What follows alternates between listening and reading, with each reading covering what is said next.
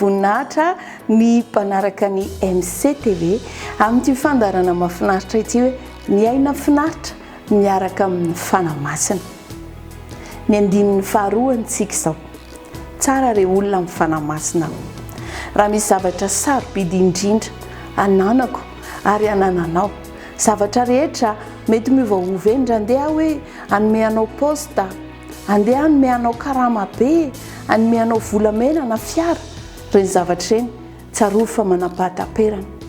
Mety ho loha, mety ho arafesina izany fiara izany, ary lamody le raha 2023 mihitsy no vidiko anao an'ity na vidinao dia atao hoe izay.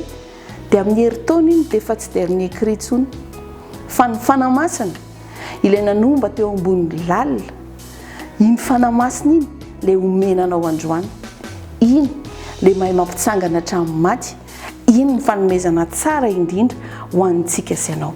Hoy izy Jesosy hoe za angataka aminaray ary izy hanome anareo mpananatra hafa mba ho eo aminareo mandrakizay. Tsaona toko 4:12 ny andininy 4:12. Fanomezana amin'ny fanamasina. Fanomezana mahatonga antsika ho finaritra. Fanomezana mahatonga antsika halala ny alehantsika. Ianao ve tsy efa nisy vanim-potoana teo amin'ny fiainanao tsy fantatrao mihitsy hoe aiza ny alena, inona ny atao, iza ny olona atokisana ary iza no mamitaka. Androany ny fanamasina dia omen'Andriamanitra antsika sy ianao mba hahafahantsika sy ianao manana mpananatra, manana mpanampy, manana mpanolo lalana. Tena ilaintsika amin'ny fanamasina. Hita ianao anie Jehova. Ho fantatrao hoe ny asarobidin'izany manana amin'ny fanamasina izany.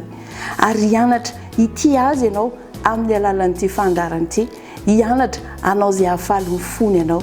Dia samy hitahian'Andriamanitra daholo indray. Feno voninahitra isika rehetra.